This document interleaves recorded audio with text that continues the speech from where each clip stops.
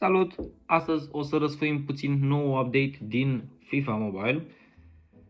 Eu l-am răsfoit puțin aseară, de ce să mint, cred că am filmat ceva chestii, o să le pun pe fundal aici din ceea ce am filmat. Am făcut ca și un case opening, doar că s-au schimbat ceva lucruri. E un pic mai ciudat, sincer nu știu dacă e bine, nu știu dacă e rău, chiar n-am idee, dar începând cu o singură chestie.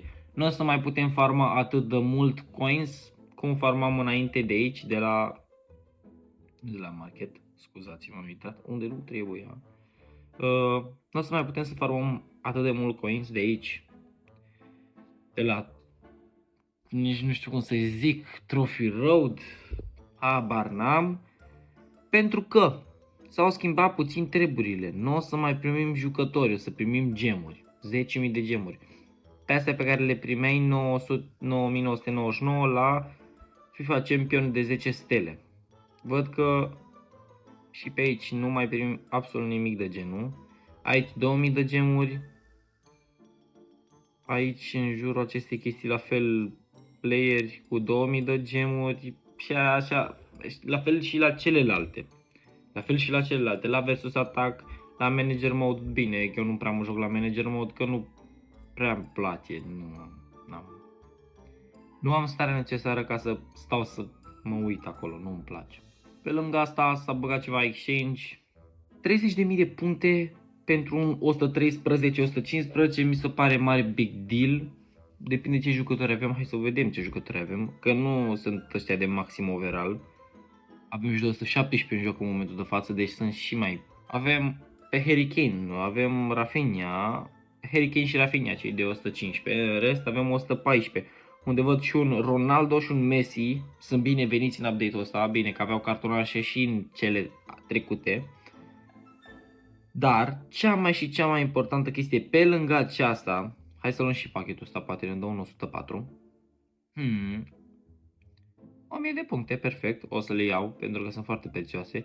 Nu prea am jucători ca să fac puncte. Nu mai avem pachete cu jucători la 3000 de gemuri. Avem pachete cu voucher draft, VC draft voucher. Le putem folosi la Toti draft. Aici unde avem Toti draft și Welcome draft. De aici o să intrăm în nou update. Scuzați-mă de fața asta, de-abia m-am trezit.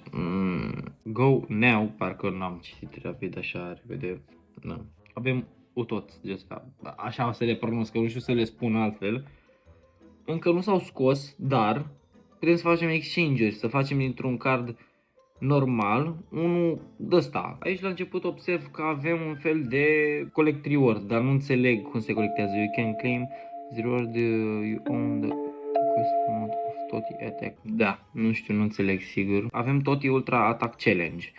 Ne putem juca, cred că cel mai bun e ăsta de aici, că ne dă cele mai multe puncte. Puteți juca pe ăsta ultimul, dacă știți că îl câștigați. Probabil o să ne dea câte un reward pe rând, sau costă ceva reward-urile. Câte un reward pe rând și avem 108, 110, un loc. Aici în funcție de câți playeri deblocăm, nu contează că e 108, nu contează că e 117, nu contează de event să fie, deblocăm o chestie de asta. La Toti Coins avem acest road, Toti Icon Challenge, complet 20 Icon Challenge. Dacă completați de 20 de ori acest challenge, vă puteți alege unul din acești 3 jucători. Dar acest challenge expiră în 40 de zile, deci dacă voi jucați până în a doua 10-a zi de atâtea ori, când trebuie și cum îți apare, o să poți să deblochezi 2 jucători, nu 1. Și după aceea poți să-l upgradezi la Toti Icon Upgrade. Uite că ai. Ai ca să apăsăm la primul, la atac. Cum îl upgradezi? Toti upgrade-ul, gen el care era 112 pe care l-ai luat.